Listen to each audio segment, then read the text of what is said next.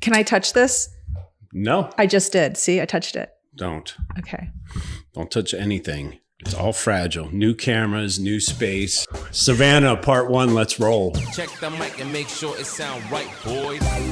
Hey listeners, ever wonder what it would be like to blow up your comfort zone at the tender age of 50? Well, we did just that. When our last kid went off to college, we hit the road in search of a new hometown. Now we bounce from city to city and bring you along for the ride. This is the Skip Town All-Stars podcast. What's up, All-Stars? Welcome back for another episode. We are so psyched to be finally traveling again in beautiful Savannah, Georgia. We are so psyched. It's action-packed. We are doing the remote work thing. It's no longer a road trip, just getting our kicks on Route 66. We are so excited to have been here the last few weeks. We've got 2 jam-packed episodes. This is the first of them, so let's roll. Let's get into it. All right. What do you got for us? Well, why Savannah? So for years, we have talked about Savannah. Like when we lived in Los Angeles and, we were doing our fantasy lifestyle of where do we want to live one day? Savannah always came up on a list, a top 10, top 20, always check out Savannah. Every search, yeah. Yeah. So it was on our list for a very long time. And we finally made it. I did try to do something different. And that is I tried not to go with Airbnb on this trip. I am not happy with Airbnb. You guys all know my grievances. We're not going to go down that road again. So I decided to do like a local rental place. So that was my goal for this visit was let's go and do like a Savannah rental company of some sort. And I had 12. And only 2 of them had places that seemed affordable or within reason. One of them felt like it was too out of the area of where we wanted to stay. Plus, it was a little bit high. But they're the ones that ended up coming back and giving us a very fair price on this house. And I say fair because the house that we're staying in, it's actually an apartment that's part of a home. The home itself is 7,500 square feet, and we have about 2,000 square feet of living space. We have about 2,500 of it. Okay. It's large, like 3 large bedrooms. Where we're in right now is considered the sitting room, I guess, or no, the family room, dining room. Dining room. The sitting room is behind us. So we're in the dining room, and this alone is probably 600 square feet. Yeah. Easy. Okay. So the price was very fair for this place, but it's no different than almost any Airbnb that we've seen. When she says that, she means it's kind of bare bones. There's really a daybed inside the living room. If you're a bunch of grown ass people wanting to watch television. Can't do it here. In any case, we are staying near Forsyth Park. It is a 32-acre park. Basically, just outside the historic district. We are technically in the Victorian district, and it's more families in this area from what I'm told. But I have to be honest, I see lots of families in the historic district. Main difference of the historic and the Victorian district as a layperson, and I'm sure a historian will tell you that the real differences is price. Yeah. So the historic district, the homes there start at around $2 million. In the Victorian, you can get a really, really fixer-upper for like $700,000, but a regular house around $1 million. Yeah, like we looked at the house we're staying in right now, and it is on Realtor.com for somewhere around $1.1 million for 7,500 square feet. By our standards, coming from LA. It's worth it. Yeah. Like we'd be like, okay, so it really does answer the question, like, can you find 3 times the house somewhere else in some other market for the same price? And the answer is yes, you can. You could totally find it. And you can find it in Savannah. Yeah. The one thing I want to mention, and I hear this a lot since we started the podcast, people have said this to me. When I go on vacation, and we have been guilty of this ourselves, and I'm sure you have if you're listening, there are places you go where you think to yourself, oh, I could live here. And I think a lot of times when you go on vacation, probably 90% of the time, you ask yourself, could I live here? There are certain vacations that as beautiful as it is, it'd be very difficult for you to live there. This is different because you actually could live here, which is so mind-boggling for me. I'm in a place where people come to vacation and I could live here.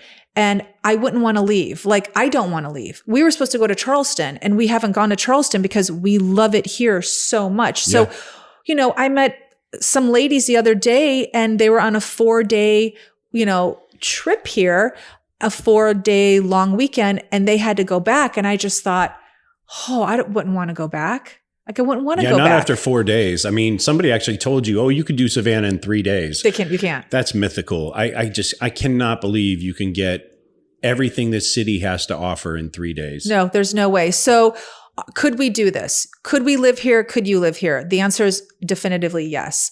Good. Okay. So we are coming back. Well, but we have to hit it rich, because where I want to live, I wouldn't move to Savannah unless I could live in the historic district. You want to live on Jones Street or the Victorian district? No, God. I'm willing to compromise. You're it doesn't have to be. You're willing to go Midtown with me? I'll go Midtown. Right. I'll meet you at Midtown. I'll do even the street that we're on right now, but I don't want to go further out, because what I want from this city isn't further out. And that's not appealing to me. Beautiful areas outside the city, but I want what everyone has here.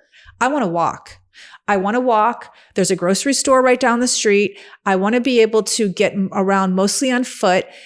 I want to take it all in that way. I don't want to be in my car. And if we moved further out from this area, I would have to be in my car, and then I no longer am experiencing the Savannah that I'm experiencing right now. And I know it's a lofty dream. Like, it's just a dream. So the answer is I could live here, but the city won't allow me.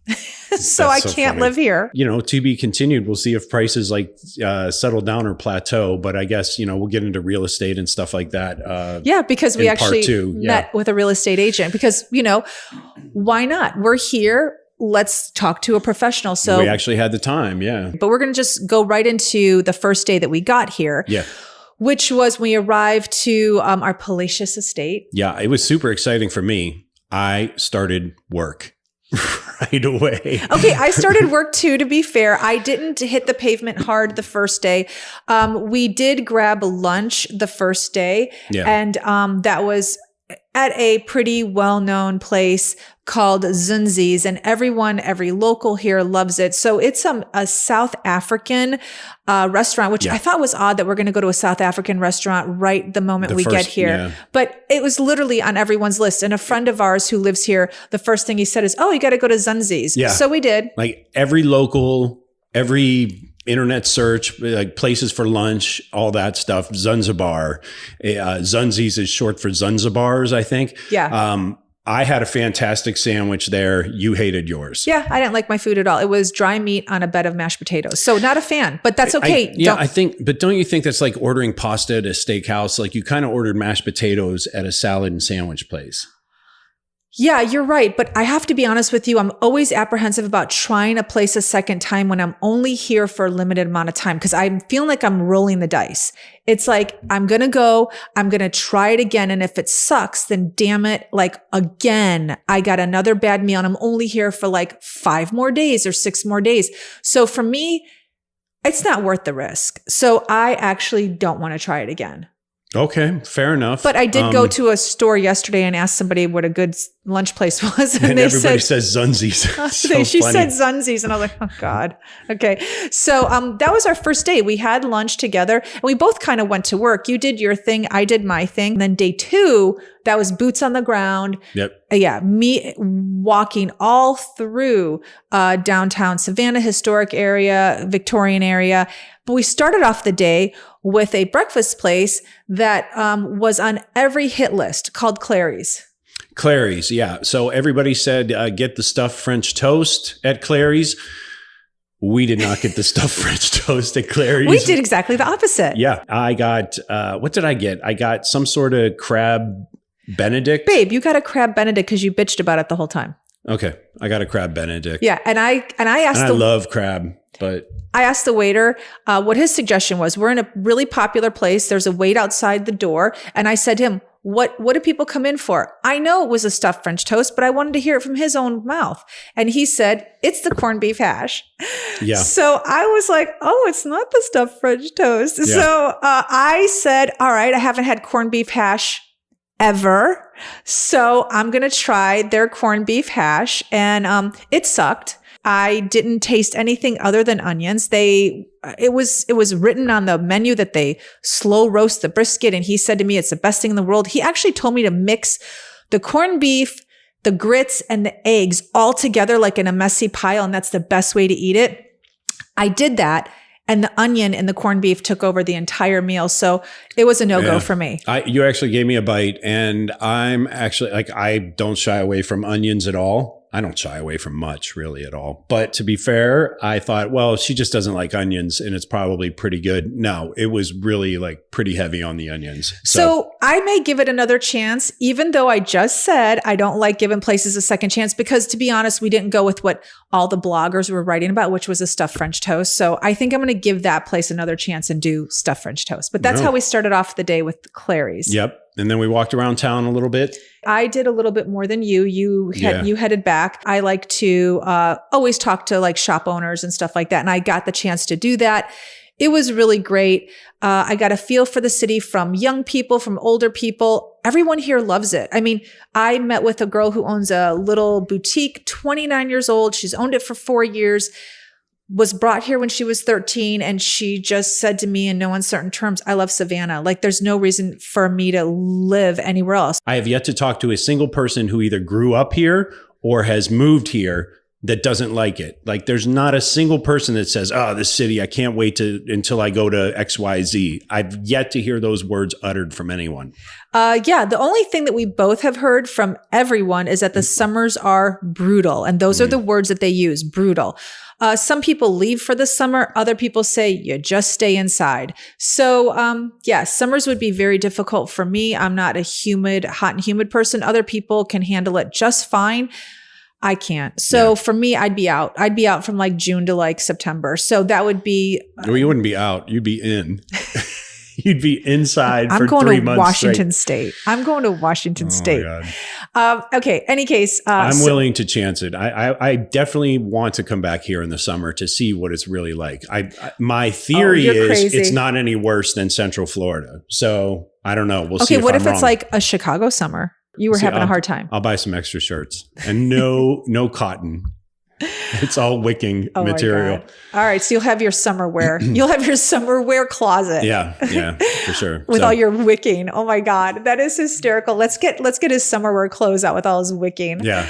I don't even know what the hell wicking is. What is wicking? It's basically like plastic clothing. It's just, it's clothing made from petroleum, I think. It's God. Golfers wear it and an hour later, it doesn't look like their shirt was soaked in sweat. So it sounds disgusting. Yeah, but it works. All right. That evening, we decided to just hit Savannah hard with one of the top rated restaurants and everyone's list. It's on Instagram because everyone likes taking a picture in front of it. I mean, it's super popular. It's called the Old Pink House. Yep.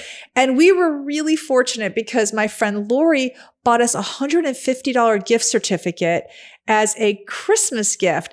And so how lucky were we? There's Lori. Usually... Yeah. Thank you, Lori. There's usually a 2-month wait. And Amanda. Of course, Lori and Amanda. Thank you. So I knew coming here when we decided, at the very last minute, we were actually going to do it when the lodging came through. I thought, I'm not going to get I literally called the place and I said, okay, don't start laughing, but do you have a reservation for 4 days from now? And she did a little chuckle and then she said, let me see. And she's like, well, we actually have a cancellation. So we were lucky. We got here on a Wednesday and we had our dinner on Thursday night. You really loved yours. You have this new thing. Denise has this new thing, people, that she likes to do. Oh, tell it to me. Wherever she goes, she just wants to order up a side of fried chicken thigh. It's her new thing. It's do you want a salad or potato with that? No, I'll have a fried chicken thigh. That's and it began, it birthed itself that night at the Old Pink House. It kind of did. Okay, here's the thing. On my walk in the city that day, I was at a shop and one of the girls asked me what we were doing. And I said, oh, we're going to this place called the Old Pink House. And she's like, oh my gosh. So it was a young girl. She said, you have to get the pecan crusted fried chicken. So I was like, okay, done deal. That's what I'm going to do. Well, I didn't realize that it was pecan crusted breast with no bone.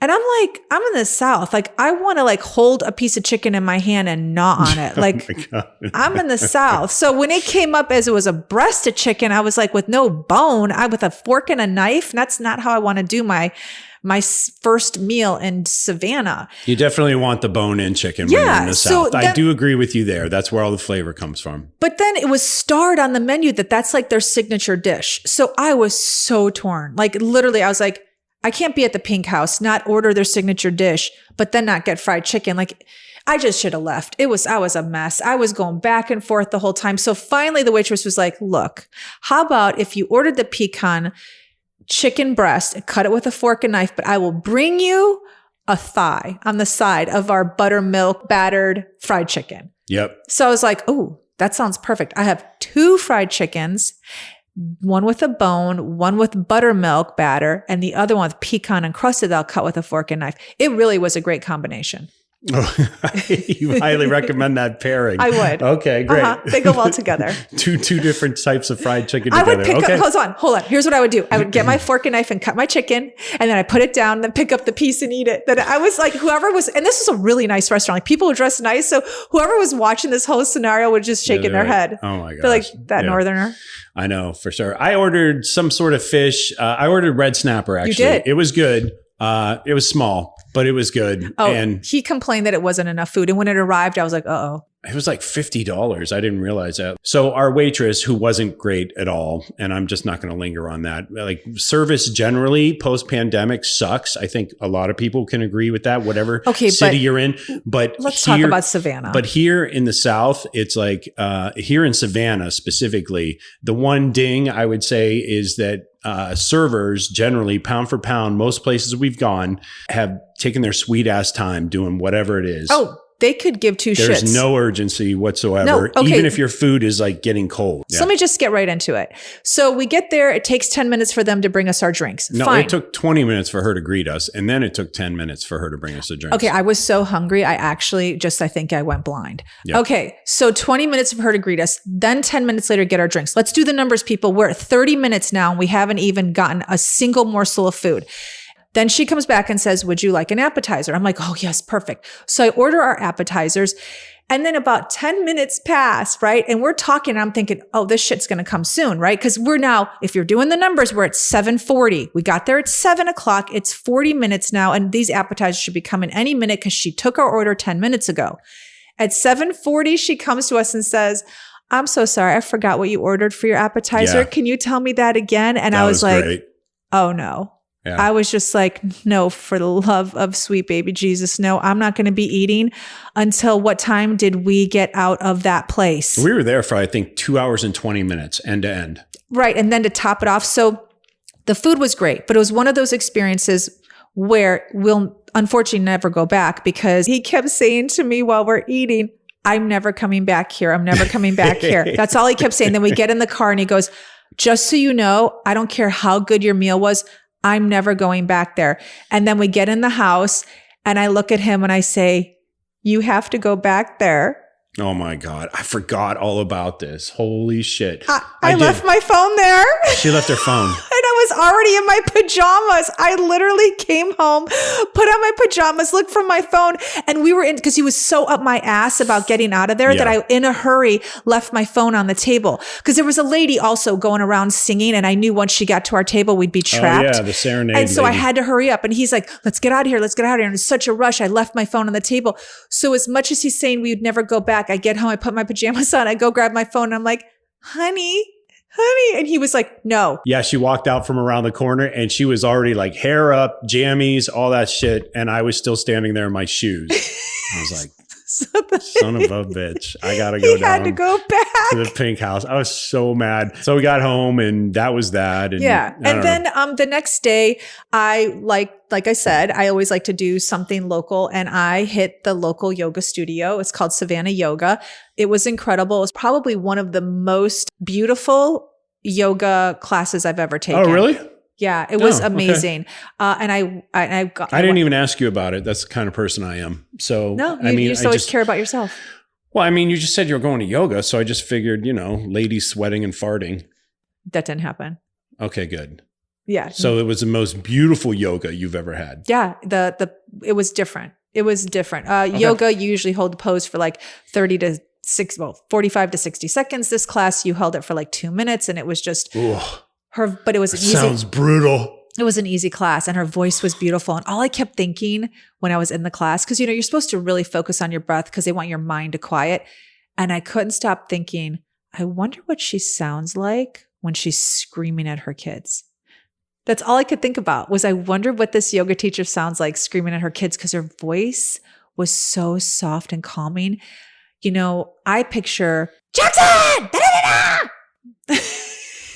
She might be one of those people that just like reasons with her children. We're not familiar with that style of parenting ourselves. I just literally was like, what does she sound like when she's yelling at her kids? And then after that, we decided to go to another food place for late lunch. Yep. Called the Crystal Beer Palace, because look, we're in Savannah. So we're going to we definitely went for all the tourist places right out of the gate. I think. Okay. What I try to do, and I've mentioned this before, is when I'm in a city, I'll go to like a local food blogger. In this case, I went to like 2. And then I also hit Instagram because I wanted to see the pictures. I don't do Yelp, not anymore. We started our trip doing Yelp, but now I've learned my lesson. There are locals who write food blogs. So just check those out. And yeah, I mean, to be honest, everybody knows that I go to the Yelp, and I really prided myself for a long time on I've thrown that out the windows when we got into the southeastern United States.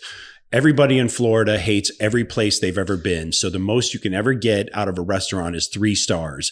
It's just the algorithm is totally screwed up in this region of the country. That's my take. So I do local bloggers for food, and Crystal Beer Palace came up on like a lot of people's lists. And the one thing that we have realized that I'm so happy to share with everyone is that there are really no touristy restaurants here. And it's hard to explain. They might be on a list. They might look touristy, but locals go. Like every place that we were on a list, we were sitting with locals. The area that we thought was touristy, when we've talked to people, they're like, that's not touristy. Like, we go there. I mean, I've said this to so many people, and they look at me like I have bats flying out of my head. They're like, I've had dinner there. Yeah. I go down there, and I'm like, okay, I'm going to stop saying the word touristy because it doesn't fit for Savannah, because locals do what the tourists do. Yeah, I mean, we saw plenty of locals down at the riverfront, which is the equivalent. Like if you're from LA, like if you're from New York, it's the equivalent of Times Square. If you're from LA, it's Hollywood and Highland. If you're from Chicago, it's where the Bean is, whatever that place is. And Millennium Park. As corrected. Yep. Not to be confused with Grant Park.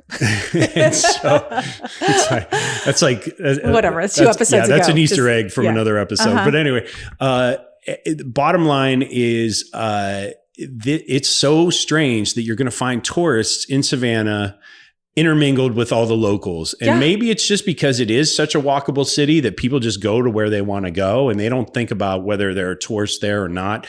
If we went, like the riverfront has plenty of restaurants where there were plenty of locals there. And visually, it looks like a tourist trap. It does. It literally looks like a tourist trap. It absolutely does. You have locals dining there. Yeah. And so we went to Crystal Beer Palace, which was on, again, almost every food blogger's list. And we went there for lunch. We were pulling in, and this guy in a Mini Cooper pulls up like fairly close to me from behind. And I'm like grumbling. And then I pull into the spot and I nail it, parallel parking, get out. And as Denise and I are getting out, the passenger rolls down his window and he says, "Hey, great park job." And Denise is so city. And she's like, "What does that mean?" Like she was all gangster, like out of nowhere.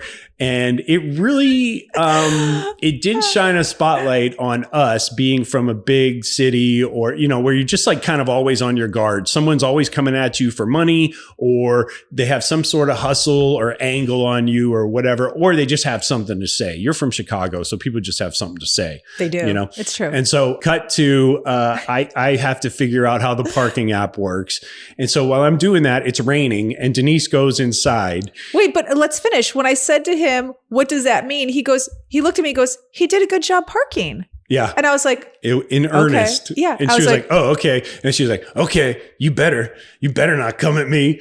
And so I was like, oh my God, hun, tone it down a notch. And so anyway, I'm dealing with parking app. I come in, it's raining. She's like, well, I'm going in. You figure this out. And so I'm doing man shit while she's just going in out of the rain. Making friends. Yeah. And I walk in, and the only place to sit is at the bar. And I said, well, I believe my wife has been here or whatever. She goes, oh yeah, we're busy. So she didn't want to wait. And she went in to look at a place at the bar. I walk in and she is sitting right next to the two dudes in the Mini Cooper. It was so funny. Well, okay. So when they walked in, we all kind of walked in together. I walked in first. They walked in after me. And I was like, are they going to say some shit right now? Like, I literally was like, still like, what are they going to say? And he walked in and I saw him and he goes, hey, he did a really great job parking. And then I had to like, I literally had to catch myself. And I said, thank you. I was wondering what you meant by that. Cause I came off so aggressive. And so then, he's like, no, he did it like in two spins, right? Yep. So then they walked ahead of me while I'm waiting for a table. And I'm like, where the hell are these two going? And I said to the girl, what's going on here? And she goes, oh, it's first come, first serve at the bar. And I'm like, oh, I'm following them. Well, it just so happens their seats, there were two extras next to them. Yep. So I literally, as they're walking toward their seat, I literally yell across the bar, hey, I'm following you. Oh my God. And then I did. Oh my God. So, but they were none the wiser. And now, now they are. I know. Because, I'm like, they're going to listen to this and now know, like, I'm so aggro. Totally. But here's the truth. And I'm just going to disclaimer right freaking now. The other day we're walking down the sidewalk and some guy walked up to James. He had a Dodger hat on and was like, hey buddy, how are you doing? Came up to him, patted him on the back and shook his hand. And I'm like, oh, he just pickpocketed James. Yeah. Literally in my head, I'm like, oh, he literally just took his wallet. And like the nicest guy. It's alarming for Denise when people are just genuinely nice. Yeah. Yes. I'm like, what do they want? What do they want? You had a little bit of this in Texas too, when everybody was so polite to us. Oh, I was like, back off. You were on edge when we first sat down at Hooters way back when. Oh yeah. I was like, back off. Yeah, you were. You were. And then all of a sudden we left friends with everybody. So I literally am thinking like, what do you want from me at all times? What do you want from me? That's city. There's just city living. I mean, there's just no other way around that. You know? I want to be nicer. You can't. I mean, I don't know. I've been with you 20 some years, so I try. I really do put in effort. I do put in effort. Every night I go to bed and I say, tomorrow I'm going to be a different person. My God. It doesn't work. I wake up the same. And by 8:50 a.m., I'm the same. She's like screaming at me for something and then ready to go out and attack the world. Anyway, no, you're sweet when you want to be. Even yesterday I went to pick up, or the day before I went to go pick up to-go food. And again, there's no urgency on anything. And I know that those girls at the hostess desk thought like, who is this raging biatch? Because I walk in, I'm like, I ordered it. Like, just give me my food. And they're like, didn't know where it is. And then I'm like, is that it on the bar? And she goes, oh, it could be. And I'm like, oh, well, do you not work here? Yeah. And so it's like a very like, do you know how to restaurant? I know, but it's also, I think, me not being patient. Oh, and I'm sure that's part of it. So I think the not patient thing and think that everyone's coming at me is not a good combination, especially in a town like Savannah. Well, fortunately, we sat down next to two nice, earnest gentlemen named Chip and Ray, and they were our instant friends. We started talking quickly. They were two high school buddies who had both pseudo recently retired, one sooner than Ray had just retired. And they were from South Carolina originally. They hadn't seen each other in a while, and they were just on this guy's weekend sort of trip. Yeah, but Chip lives here. Chip lives here. And he came from Atlanta. And he was the host. Yeah. And so we got all their details. So Chip moved here with his wife 5-6 years ago, something like that. And to be closer to their grandchildren and not missing Atlanta one bit. They were really excited. He lives in a suburb called Rincon and knew quite a bit about Savannah. In the process of talking with them, I got a lot of information about restaurants to hit. You made a friend. I did make a friend. Chip invited me because he's a season ticket holder for the Ghost Pirates, which is the ECHL. It's the minor leagues for the National Hockey League. He knew that you were going to be clearing out and going to Corpus Christi to see Parker. I took a 4-day hiatus from Savannah to go visit Parker, our oldest, in Corpus Christi, Texas. So he asked James, well, heck, she's going to be gone. Yeah, let's have a boys' night. Yeah, he wanted it. Like Ray was going back to South Carolina and I was next man up. So you really were. And James right away said, I'll go. And I'm like, who is this person? Hell yeah, I literally was like, who is this person right now? How often do you get like a local who's willing to like take you places? And, you know, I just, I mean, I guess it happens, but it's like our first indoctrination in Savannah. And it's like within 3 days of being here, I have the opportunity to spend a dinner and a night and a game and all this other stuff with an actual local, like somebody I can pick their brain and talk about their experience here. And, oh yeah, by the way, he's a guy's guy who likes sports, who, you know, has been successful in his own endeavors in business and life. And it's like slightly older. I think maybe 8 or 9 years older than me, maybe 10 years older. Doesn't matter. Totally young at heart, totally young in mind. And, I laugh because James always says, you make friends wherever you go. I'm like, ooh, he made a friend. I did make a friend. I made a friend. Chip, I love you, bro. Anyway, so how was the hockey game? So let's get into. Well, first we talk about Crystal Beer Palace. I'm so sorry. Let's go back to that. I did break my moratorium on fried fish, and I ordered the fried flounder sandwich because the bartender and everybody was recommending it to me, and so I wasn't drinking beer that day. Yeah. It was delicious as advertised. It was the fried flounder Reuben, which sounds ridiculous, but it was really, really good. And what did you order for lunch? I went there wanting the fried chicken. You went there wanting the fried chicken? Because it was Fried Chicken Friday, and that's what they do. Did you order a side of fried chicken with your fried chicken? No, they sold out of the fried chicken. It was only 1:00, and they sold out of the fried chicken already. So I ended up asking the bartender, because we sat at the bar, like, what should I get? Like, what's the second recommendation? And she said shrimp and grits. I'll just tell you, for me, when I ask a waitress her opinion, I will take it. I only don't do it if it's really heavily in something I hate. Like, I'm not a big pork person. So if they tell me pork, I won't do it. If they tell me, you know, like an onion dish, I won't do that. But 9 out of 10 times, if I ask the recommendation, I do what they say. So I asked her, she said shrimp and grits, and it was delicious. And then we had the lobster bisque soup. Delicious. So, and then you polished it off. No, it was so painful. Legendary, what is now legendary in Skiptown lore, the legendary fried pound cake. Fried pound cake. It was, just talking about it now makes me like that. Like, I'm just fried, just say that. Just repeat that to your doctor. I had fried pound cake before I arrived here today, delicious. It was insane. And I hurt myself. Like, I couldn't eat. You were useless the rest of the day. I didn't eat the next day until I think 3:00. And I have no desire to ever have fried pound cake again.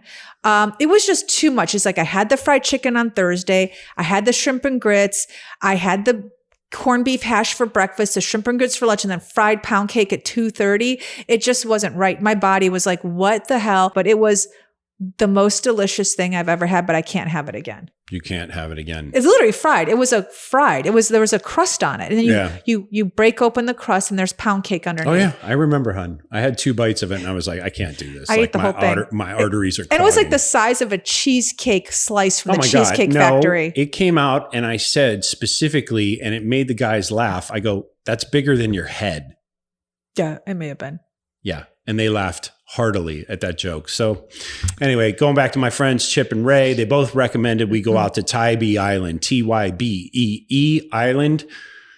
Wow. It was raining that day and we still went for it. We did. They said it's 20 minutes from here and they were really accurate. It was 20 minutes. Yep. We knew that it was kind of let's put it this way. We knew that we probably should see it while we're here because it kept popping up on all my lists. But I wasn't interested in going to Tybee because I knew it was a drive outside of Savannah. And I really just wanted to focus on Savannah. I didn't want to leave. But when he said to us, it's only 20 minutes, it's raining out, there's not much more you can do around the city because you can't walk it right now. So just drive there. And I was like, you know what? He's right. Yeah. And we needed to walk off the pound cake anyway. So what better way to do that? Tybee Island is really easy. Like you get on the main highway that takes you out to Tybee Island and you literally just follow it until it ends. It's so crazy. It's a great, cleanish, mostly little beach town. It's like Daytona, only nice. It's the best way I can describe it. That is the best way to describe it. Top shelf. It's not Naples. It's not any of those types of It's not Hilton Head. It's not Huntington Beach. No. It's not any of those. It's not Malibu. Yeah. It's one of the most beautiful beaches, I think. It was a cloudy day, but the Atlantic Ocean was there. Lots of sand, lots of places to throw an umbrella. It just felt like something out of a magazine. I know the movie that Miley Cyrus and the Hemsworth brother made together was done at Tybee. Like what? Chris Hemsworth or Liam? Which one's the baby? I think it's Liam. I think Chris is the older one that does all that. Actually, up until a few years ago, I thought they were the same person. Different people, just both beautiful. So the baby brother, that's the one that was married to Miley Cyrus. They filmed their beach movie at Tybee. I actually thought when I went there, okay, this is just me again, being me, there must be something wrong with this beach because I've never heard of it. Yeah. So the water must be polluted. They probably can't swim a certain amount of time, out of the summer days. There must be like, a cancellation on summer days for swimming. Like there's something going on here because how have I never heard of this place? Never. I've heard of Hilton Head. I'm in Chicago. Everyone goes to Hilton Head. Yeah. Tybee's only 45 minutes from there or maybe less. So it's like, how have I never heard of this place? I know. I can't imagine like in the 70s, 80s, and 90s, like if you couldn't afford to go to Hilton Head, right? Like Tybee is right there. So we keep asking every single person we come into contact with, what's wrong with Tybee Island? Or do you go to Tybee Island? Or why have we never heard of Tybee Island? Yeah. And this is the proper way to say it. All the Savannians, not Savannans, not whatever. It's Savannians, not Savanians. All of them say, yeah, I don't know, Tybee, like, of course. Why wouldn't you go to Tybee Island? Or people from Atlanta come, or people from South Carolina come. No, but honestly, nobody from Florida comes up to Tybee Island, I guess, just because they go to other Florida beaches. But well, I asked more than one person, and they said it's a local beach for Savannians. It's a hidden gem. Like really all I kept doing was walking around thinking and saying, as I'm thinking it, I need to bring my girls here. Yeah, I need to bring my girls here. It's just beautiful. Look it up. Tybee, Tybee. We actually, we needed to bring our girls here like 10 years ago. But, I know. Now that it's like, they're a little older, they would still enjoy it. It's a beach town. But I can definitely see like this place is teeming with families in the summer. Yep. 100%. Because it seems like it would be affordable for families. Yeah. It reminds me of that town. Remember in the movie Jaws? Like when all the families would go to this place out in Jersey, and that's what that seems like, minus the shark. Right. Yeah. Well, we're going to need a bigger boat to carry your fried pound cake because you were still useless on the beach that day. I was.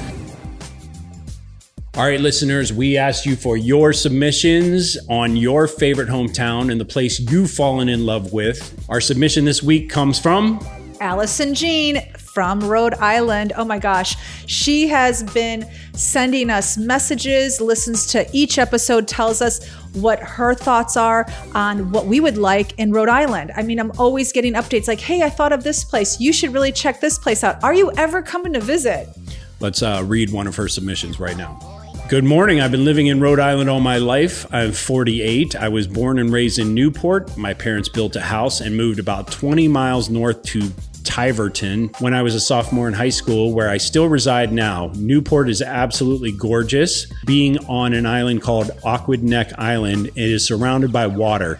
Touristy and a pricey town, a lot of historical mansions on tour. Funny fact, you can drive across Rhode Island from Massachusetts to Connecticut on I-95 in 45 minutes. Our capital, Providence, is a beautiful area to spend some time as well. We have Brown University there, Providence Performing Arts Center, where I saw Bert Kreischer perform. It's beautiful and the second largest theater of its kind in the country. Our old mayor, Buddy Cianci, might have been corrupt, but he did a lot of beautiful improvements to the waterfront in Providence. So thank you, Allison, for your submission. And for your troubles this week, you get a $25 Amazon gift card, courtesy of Skiptown All-Stars, in your inbox. We appreciate all the input you guys send us. Keep them coming. Now, back to the show.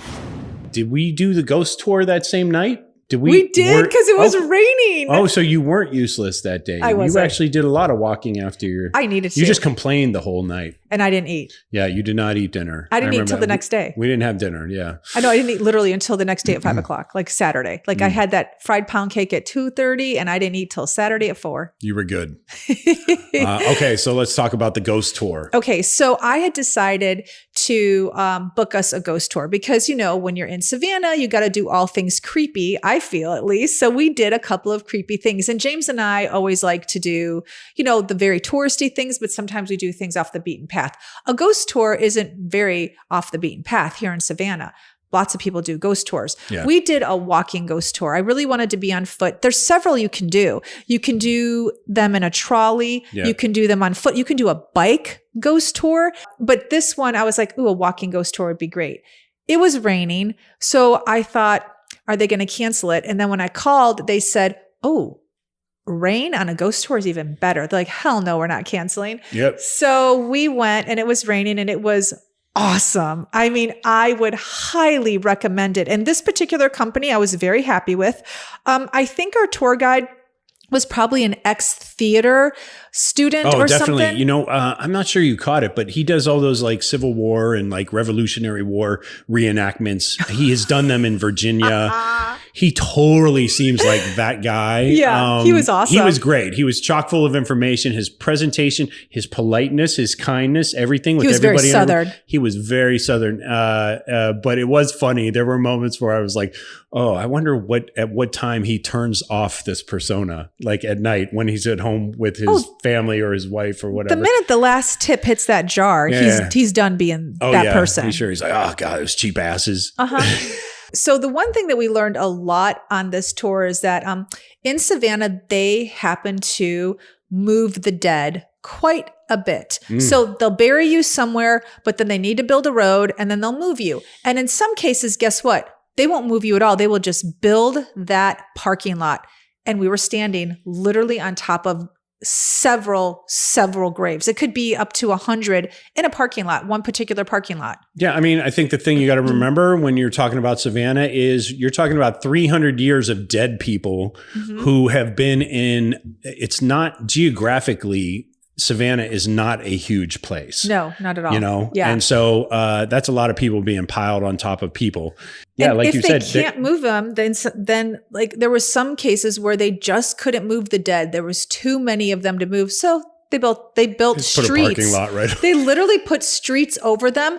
And then as time, obviously progressed and things got more busy, that street now may have been turned into a back alley. And then that back alley now is a parking lot. So there was a point where we were standing in an alley, part of a parking lot, and it used to be like an old cemetery. Yeah. Literally, it was an old cemetery. And there are ghost sightings there, supposedly, in that area all the time. Yeah. So there are bones everywhere in the city. There are. You're probably walking on them at some point. But let's talk about ghosts and the Colonial Park Cemetery, which is famous. Colonial Park Cemetery was sort of the last stop on our ghost tour. So Yes. we're going a little out of order, but there are actual vaults, like family vaults that are made out of brick that abut the sidewalk. So if you can picture you're walking down the sidewalk. Oh God. There's cemetery gate. Oh my God, that's a vault, like right on the edge of the sidewalk. And it's open. Like you could take a sledgehammer to this thing. Because if you were so inclined. The gate is designed around the opening of the vault. Yeah, totally.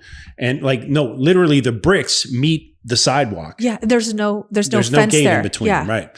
And so, and there are like these little archways where like you could just totally they're just cemented in. If somebody really wanted to be nutty and bust into these graves, thankfully people are more respectful here than that. Although I hear in the cemetery they had to close it after dark because there were like some satanic rituals and stuff going on. But all kinds of crazy factoids we learned about how people, especially families, would bury their loved ones here in the vaults. Go get to it. In every generation of every family, there's sort of a designated bone crusher in every single family. So, whoever. I don't know if that's their title. I really wonder what their legit title is. Well, let's just call it what it is, because this person is taxed with when the mausoleum or the vault for the family becomes full. They're the ones who are required to go in there and smash up all the bones to make room for future dead family members. Yeah, that's what they do. Yeah. So we labeled them as bone crushers. I don't know like what the legit title is in the family, but I would hate to be that person. Like, Joey, are you going to like bust up some bones tonight to make way for Aunt Mary? Yeah, totally. Somebody's got to get in there, Timmy. You drew the short straw. Rochambeau, you lost. Paper beats rock. Get your ass in there, kid. I just wonder what happens when the bones hit the ceiling and you can't crush them anymore. Well, I don't know. I think you have to get a new vault. Yeah, you probably have to like maybe build a second floor. I'm not sure. You just said build a second floor. I mean, if you have the means. Well, in any case, you see these vaults everywhere. And honestly, had we not taken this ghost tour, we wouldn't have known the history behind the fact that there are many, many dead people. And when I said this to somebody, they go, "Oh, it's a mausoleum." But no. There are no caskets there. No.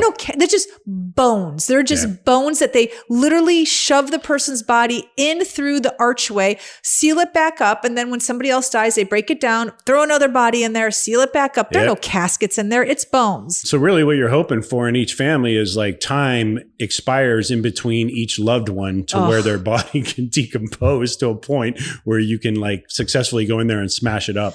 Anyway, that's all morbid. But my big takeaway from the ghost story, I have two. Number one, we didn't see any ghosts, so I'm highly disappointed. Well, I'm not, because I thought it was awesome. I didn't care. It was a fun tour. I thought it was so good. And I didn't expect to see a ghost. Did you really expect to see a ghost? I thought I'd feel a little creepiness. Remember when he had me walk across that one parking lot with that lady? Yes. So our tour guide, again, was fantastic. He took turns picking on everybody in the group. And at one point I had to go, they said, "Have you ever felt an eerie experience?" Well, I actually have. I used to be a stage manager at an ancient Hollywood stage called Occidental Studios. And multiple people died at this place. So there were nights when I was closing up after these, sort of production shoots, and I would have to go down a specific hallway that freaked me the hell out every single time. Didn't matter how, I didn't even know about the ghost stories until I told one of the other workers, and I was like, literally the hair on the back of my neck was standing up. I didn't get that feeling walking across this parking lot in Savannah. So that's my point of reference. He said, "Did you feel anything?" I go, no energy, no nothing. I hated to be like a killjoy, but I was being honest. And the lady next to me was like, "Yeah, I didn't feel anything either." We also learned on these tours that there were certain bars around town or like old school taverns, reminding you this is a seafaring town. There were a lot of Spaniards fighting with the British and all this other sort of stuff going on here. And in the mix of all these colonials coming over, there were also opportunistic pirates. I know, it's so crazy when I heard about pirates. I'm like, okay, please stop it right now with the pirates. I guess. And he says there's actually a tunnel downtown near Riverfront where if, let's just say James went to the bar one night and got a little too drunk and passed out in the corner, James may find himself being drugged through one of these tunnels at midnight and thrown onto a ship, where then he would have a choice to either work as a pirate or row the boat or do whatever on the deck, or walk the plank. It sounds like a really shitty hangover to me. But that was one of the other little factoids on the tour that I thought was worth mentioning. What would you do? Would you walk the plank or be a pirate? Oh no, I'd be a pirate. I think really, I think I'm the type of person that probably would have volunteered to be a pirate. Oh, so, all right. I'm like, "Oh, you guys are pirates? I love pirates. Tell me more. Where do you guys go? What do you do?" It would have been like talking to Chip and Ray at the beer palace, And then the next thing I know, they're like, "Hey, listen, our pirate ship is leaving Saturday night and your wife's not in town. Do you want to come out on the pirate ship with us?" And I'd be like, "Fuck yeah, let's go out on the pirate ship. I'm down." I don't think it's like that. I think like if you're a pirate, you're committed. There's like, you're committed. There's no on and off the pirate ship. They may have been a little disinclined to let me come back when you got back from Corpus Christi, but maybe the upside is I'd be a pirate. Yeah. Okay. That's pretty cool. Which eye would you wear the patch on? Oh, I think I see better out of my right eye. So it'd be the lefty. It'd be the lefty. Okay. Yeah. So then I left for Corpus. Now let's talk about your hockey game, right? You said it was fun. You left that morning at like 4 past hell. And pretty much. I took you there. I came back, took a nap. It was time to meet Chip for lunch. And we went to a great place called Trailer Park Hitch. Now, there are 3 restaurants in Savannah that all are part of the Trailer Park group. One is called Trailer Park. And when I say trailer, I believe it's TREYLOR. It is. Park, Hitch. Yep. And we met at the Hitch one, which is a smaller one. A lot of cool Southern food. Yeah. Oh, I should mention the third one is called the Hipster. It's like a hipster place. It is. The third one is called the Double Wide Diner. So I believe each one of them offers slightly different things on their menu, but the core menu is pretty much the same. And so I got the Southern Sloppy Joe. It was nuts. It was so good. It wasn't super healthy, I'll admit, but at least it wasn't fried. So we did. So have you set your bar now so low that I just don't eat fried food and that's healthy? Yeah. Yeah. Okay. That's exactly. I mean, I'm in the South, so all right. That's how we're doing it. Yeah. I even had vegetables. I had fried pepper rings. Okay. So that was a great appetizer. It was fried. Yeah. Okay, you said no fried. I know I did, but Chip ordered them and they were great. He was. You break a lot of rules. Ooh. Your rules that you create, you break. I know. It's true. I do. Killer place. I recommend all 3 restaurants. Try them out. Great concept, fun concept, little bar in the middle. The bartender's still slow as shit. But our waitress, every time I've been there, our waitress has been pretty good. So in fairness, Trailer Park, Hitch, boom. At one point, when I went there with you, I said, "Did you forget my food?" And he goes, "No." Yep. I literally was like, "Did you place my order?" He's, "Yeah." And I was like, "Okay." Oh my God. Back to patience. Yep. So, okay. So then after that, we had plenty of time between eating and going to the hockey game. So Chip was cool enough to take me to the historic Grayson Stadium here in Savannah. Currently, it's where the Savannah Bananas play. They are baseball's answer to the Harlem Globetrotters. Oh, okay. It is a party and a show more than it is a baseball game. Mm.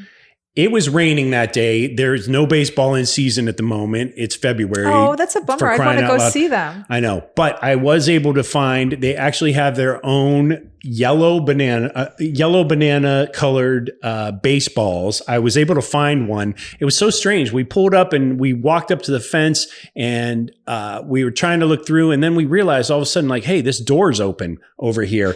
So there was some sort of concession worker or manager in there, like way in the back. We could hear them tinkering around a little bit. But it was cool because with that door being open, like we could walk actually into the stadium and I was able to see the field. I was able to see where the people sit. I think cool. it holds about 4,000 to 5,000 people. Great family event. But then we went to End Market Arena, which is like the biggest arena around here, where people go to see shows, concerts, sporting events. And so this particular night, as we said, we were going to see the Ghost Pirates. The guys have a chance to move up to the NHL, depending on who they are. As Chip explained to me, you can usually tell who they are on the ice because they will be the guys towering over everybody else. There's a lot of short guys on this team who can skate and score, and we saw plenty of fist fights. It's crazy at the minor league level. People are still wanting to throw down. We saw one guy get into 3 fights. Like somebody punched him 3 times. Was he little or big? He was a medium-sized guy, but you know, so they weren't picking on a little guy. They just he was just such an asshole the entire game that like all the punched? Like I think all the Ghost Pirates punched him at one point that night. So. And it was an exciting game. The Ghost Pirates were down 4-1 and they came back and tied it up 4-4 and it went into overtime. And at the very end of overtime, the other team with like 2 or 3 seconds left, they won. So that, as it turns out, would not be our first foray at End Market Arena. No, I mean, it was your first foray, yeah. But my first foray was I went and saw Bert Kreischer at End Market when I returned from Corpus Christi. So we were supposed to do a podcast with Bert when he got into Florida on the 19th, but we know his schedule is crazy. His own wife, Leanne, tells me all the time how crazy his schedule is. So I wasn't surprised at all when they had to cancel the podcast because he had, which I can now tell everybody, he had a surprise guest appearance at the Daytona 500 the next morning, whatever. He had to be there. Yeah, a huge deal. I'm not saying that's as big as being with Skip Town All-Stars for a podcast. Agreed. I'm sure he had to really mill it over. Like he probably went back and forth with his manager saying, I'm sure it came down to a coin toss. I think it did. So with that being said, and we knew that we couldn't meet up with him in Florida, we decided let's just see him in Savannah while we're here. And that's what we did. So unfortunately, James couldn't join because he was where? I was at the ER. Yeah. So I was still feeling under the weather. And and so he didn't go with me to see Bert, but I went to End Market on my own, and I have to tell you, it's incredible. They offer this service. So we're in a city of 157,000 people, right? 157,000, and boy, do they bend over backwards for their residents. They have a transportation system here that's free. It's called the DOT, and it covers a certain area of the historic and the Victorian. And then if you want to go to End Market, you can take a beautiful shuttle for free. And when I say beautiful, it's not a school bus. Yeah. It's leather seats. It's kind of like when you go to a bachelorette party and someone will rent a party van or something like that. It is so nice. It's free. So all you have to do is park where the buses are located. That parking is free too. It's street parking. They do have a lot, but it's minimal. It's like $2 an hour. And you take the shuttle to End Market. They drop you off. Then when the show is over, you pick the shuttle back up. I can't wrap my head around why a city of 11 million people can't offer something like this. But a city of 157,000, they have free transportation in the Victorian and downtown area, which covers miles, and a free shuttle to one of the most popular arenas in their town. Talk about catering to their residents. It makes you feel like someone gives a shit. I swear to God. It's crazy. Yeah. It is. It's crazy. We're so not used to that. No, not at all. So I went and was pleasantly surprised by so much so about the shuttle service. I literally came home and was like, Bert was great, but you got to hear about the shuttle service. Yeah. I mean, I think having seen Bert as many times as we have, it's we kind of know the show back and forth by this point. Yeah, there was still some. We always know when he's doing new stuff, of course. Yeah. But, and then a couple of days later, we went back to End Market because James booked tickets to go see a band called Whiskey Myers, Rival Sons, and a newer band called Weathered Souls. We're talking Texas rock, country rock. Yeah. Really great bands. I was pretty excited when I booked the tickets.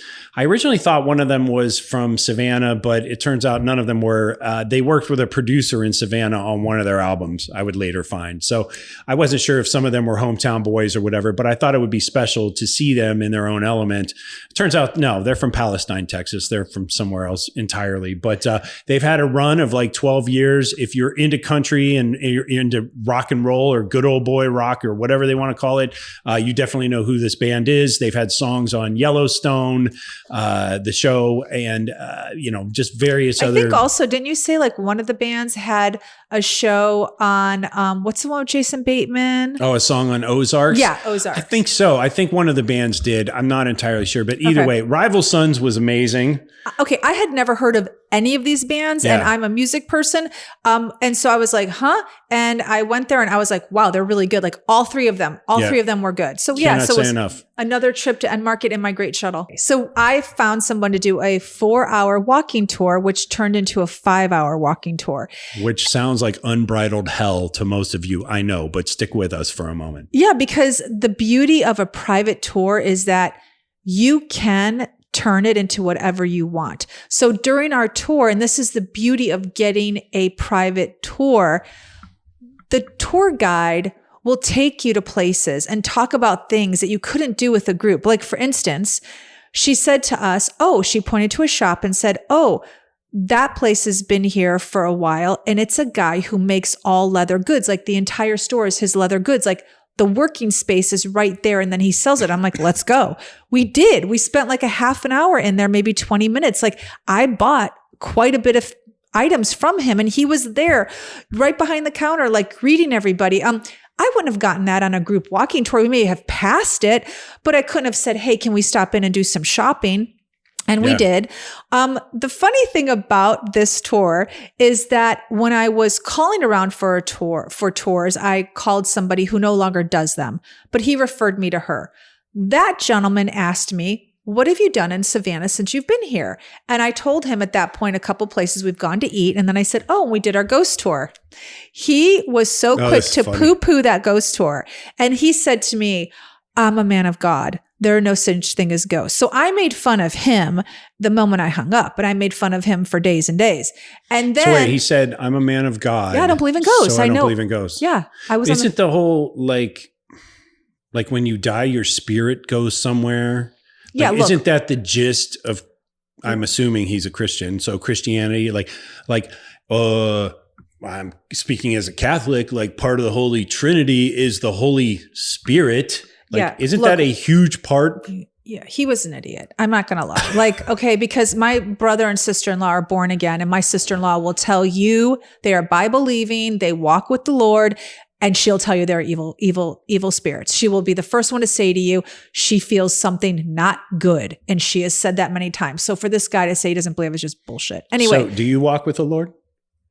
Okay, this do isn't about you me. walk with the Lord? This isn't about— Or do you just casually meet the Lord once in a while for lunch? I meet him once in a while for lunch. Okay. So I got this tour guide, right? And I was so excited to tell her that we went on this ghost tour because we're in Savannah and everyone knows it's one of the most haunted cities in the country.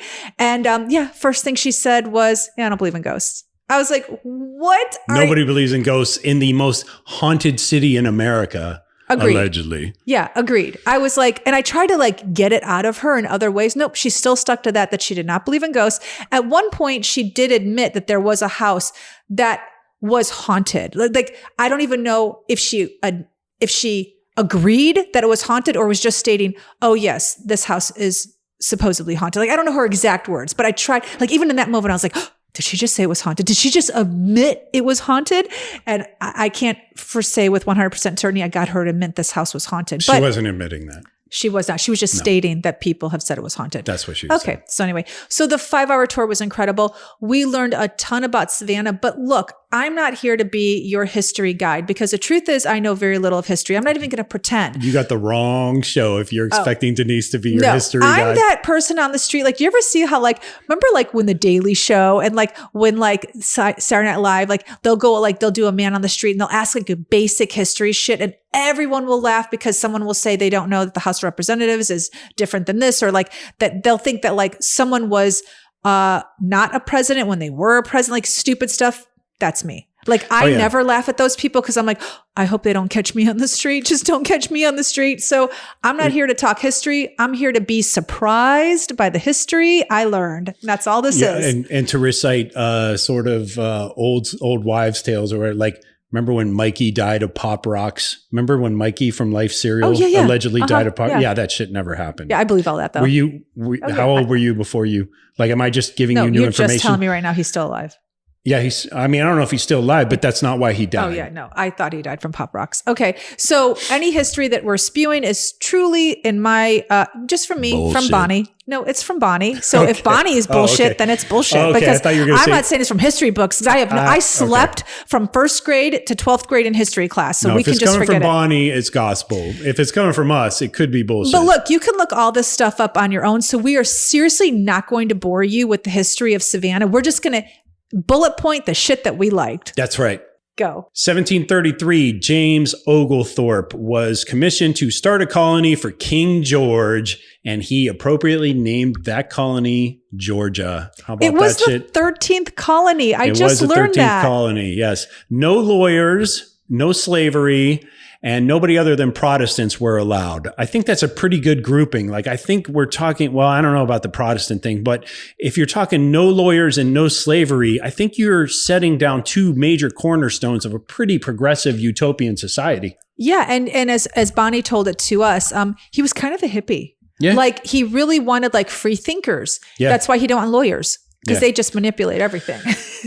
But of course, we screwed it up because Georgia approved slavery in 1751. It was one of their, I believe it was one of their prerequisites to become officially recognized as a colony in the United States, something like that. We're not history buffs here. Yeah, don't take me at that. But anyway, it was, they basically had to agree in order to be a southern state eventually. Yes. That something like that. They had to allow slavery. So that said, but they came in with no slavery. That was amazing. Like everyone else was enslaving people. They were like, no, we don't really believe in this. Right. But so what you have are, conveniently nobody else of any other religious denomination is allowed here.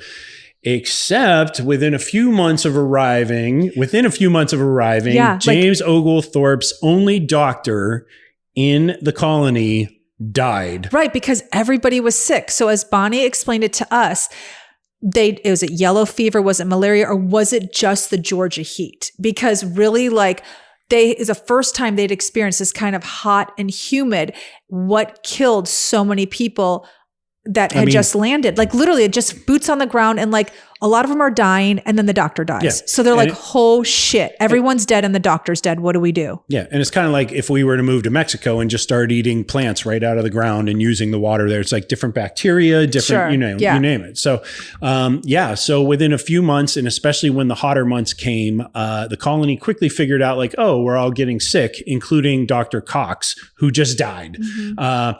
Conveniently, 42 Portuguese Jews arrived shortly thereafter. And wouldn't you know it, there was a Jewish doctor on board. They literally wanted no one here. They didn't want the Protestants. They didn't want lawyers. But the minute that they saw a doctor on their ship, they're like, come. And you're good. But obviously, because of the magical healing powers of having a Jewish doctor at your beck and call, these people started to make a turnaround. Yeah, and they were starting to become healthy again. Yeah, so they let the Jews stay. Yeah. And if you were to walk downtown right now, you're going to see a very Episcopalian looking church with the Star of David outside of it, because it is I think one of the oldest synagogues, if not the oldest synagogue in the United States. But it looks like a church. It legitimately looks like a church. It looks like a cathedral. Yeah. Yeah. It's crazy. This does not look like a synagogue. So the other thing we learned on the history tour, one of the big takeaways was the first Girl Scout ever was born here in Savannah. Yeah, it was kind of incredible. Her house, she used her garage as a place to start the organization, and it's called a carriage house. She turned it into the home of where she started the Girl Scouts. So it's now a museum. You can tour it. Mm-hmm. And just a few blocks down from that is her actual birthplace. So this was not her birthplace. This was the home that she had with her husband, where she started the Girl Scouts, and her actual birthplace is just 2 blocks away. Yep. And she had a really storied life, actually. She was married to a guy. What was her name? Juliet Gordon Lowe. Juliet Gordon Lowe. She was born here, and she married a well-to-do gentleman here. They were both they were wealthy. Yeah, she came from money. She did. And as did he. And eventually, though, their marriage went sour, and she was to learn that her husband was traipsing around London with a mistress out in society openly. Yep. And it caused her a lot of embarrassment. And after a while, she eventually agreed to divorce this man, which was kind of unheard of. Really scandalous for that time. Yeah. But as luck would have it, within a couple months of their divorce being finalized, he croaked. Yes. So they were never officially divorced. This sounds like a Lifetime movie in the making. But she befriended, in her travels back and forth from the UK, she befriended a guy named Robert Baden-Powell, who had started the Service Scouts, or I was a really shitty Boy Scout, so excuse me, but he started some sort of scouting organization there. It had been migrated, or maybe he started the Boy Scouts and it had migrated to the United States. Whatever the case, he was instrumental in working with her and sort of teaching her the ropes. And then she came back from her trip and launched the Girl Scouts. How about that? Took that house that was supposed to go to the mistress. Yeah. Took the house and all the fortune and basically made cookies. Yeah. And she did good with that money. She really did. She did a lot of good with that money. She was an upstanding citizen. Him, not so much, but he's a guy. So what are you going to do? We also learned a lot about the city itself. Yeah. Like one of the things is the beautiful fountain that you find on every single photo when you Google Savannah was a fountain that they bought from my catalog. Yep. There's like no significance to this fountain. No great architect built it. It doesn't memorialize any kind of soldier. It's just a pretty fountain. And it ends up being on every single postcard, every single Google image search. It's so ironic because there's so many good things that you could like true historic. Yes. And it's the fountain from the catalog. They bought from a catalog. So we learned that obviously. We also, and that's, you should mention, that's the one that's like dead center in the middle of Forsyth Park. Yeah, that is true. We joked it was ordered from a Sears Roebuck. Yeah. So we don't know what catalog it was purchased from. We do know it was purchased from a catalog, and that is the one that's, you're right, dead center in the middle of Forsyth Park. We did learn about that here, don't call someone's alley an alley. It's not an alley. It's a lane. So if you live on Duffy Street, the alley behind your house is called Duffy Lane. Isn't that quaint? Yeah. They don't like hearing that. You'll find my garbage cans on Duffy Lane. Sounds good to me.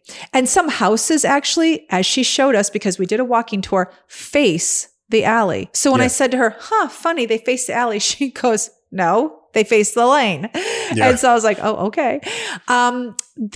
Here's something that we learned. Savannah is the 4th largest city in Georgia, but it has the 2nd biggest homeless problem. Now, mind you, I don't know what they're comparing it to because we saw very few homeless people. And when I brought this up to her, I asked her, what is Savannah doing about their homeless people? And she said, nothing. I said, what do you mean? Do you have shelters? What do you have in place? And she said, nothing that I know of. She said, people are building tents. And I'm like, I haven't seen one. We haven't seen one. We certainly saw homeless people walking around, but we didn't see any kind of encampments at all. And that to me was amazing because there's so many places the homeless could sleep. Funny enough, though, it goes back to something Bonnie said on our tour. Savannans are kind of lazy. So when she talked about this, she had said that Savannans were lazy, in the sense that like they kind of just like to live their lives and not get caught up in anything. And she said it had to do like, when I asked her what she meant, she said, well, like for instance, I said, were there any protests during Black Lives Matters? And she's like, no, not really. She's like, no. She goes, and when people were across the country lynching slaves, she goes, Savannah didn't. She goes, zero lynchings. Zero lynchings. And Jim Crow, all those eras. Yeah. And she said, they just don't like to, it seems like get involved, like stir up the shit, like stir the pot. She said, if any of the citizens exhibit racism, it's a very subtle racism. Yeah. And she just said, everyone is just kind of like status quo sort of. I'm using that word. And that's not her word. She used more lazy. That was like kind of what she said. And she was like, so there's not a lot of upheaval in Savannah. Yeah. And so when I asked her, like, what do you do about the homeless? She's like, nothing. And I think it goes back to being lazy, but they don't seem to have a problem here, honestly. Like, I didn't see one. But we did learn, like, from doing that walk with her about city politics also. We learned a lot about the Savannah art students, how the school has taken over quite a bit of property, and that's brought up property values. I mean, there was so much that we learned from having a local do that tour with us. For sure. There were other things we picked up along the way, so we're just going to rattle off a few city tips here, and then we're going to get ramped up for our second part of Savannah. Yeah. But I do think it's important to mention in this episode that your best bet on finding street parking around the city is to definitely download one of the parking apps. There's Park Savannah It's a great app. You can download it on your iPhone or Android or whatever. Definitely use that. You can just punch in your space. And for a couple bucks and an easy app, it's a great way to not worry about parking while you're off at your destination. The parking times, though, are not always posted. And I would just say within the city limits, I think parking is generally from around 8 to 5 p.m. Some places go until 8 p.m. It's weird. You're not going to see like, you must pay parking from this time to this time like you would find in a Los Angeles or New York or something like that. No, it's not super clear. That's for sure. So you definitely want to look on the app or go to the machine. The machine, they also have pay machines on every street corner if you're not using the app, and the pay machines are probably have a little bit more information. Yeah. It's a grid. It's a really easy place to walk. I mean, the whole city is a grid. So once you figure out that the dot goes from, Whitaker, loops around, comes down Drayton and does that whole thing, you can catch a trolley to take you from the one end of the park all the way down to downtown. They come every 10 minutes. It's a great service. It's free. And the other thing I was going to say is just remember the river is north. So I think the best thing to do is to hold tight and wait for part 2, where we really give you like not just the blanket, like, okay, this is what we did in Savannah, but like, this is what we did in Savannah, like the down and dirty, like, why are some doors painted blue? How did I come face to face with a serial killer? Why did we wait in line for 2 hours at a restaurant? Like crazy stuff that like make you say, I think in the next one, we'll also add on some of our real estate, because we've actually toured this place as a potential resident. Yes, we haven't even talked about that. So we're going to call a lid on this particular episode, come back, and we are going to give you a whole lot more Savannah next week. Check them out. Empty nest, full tank. Check the mic and make sure it sound right, boys.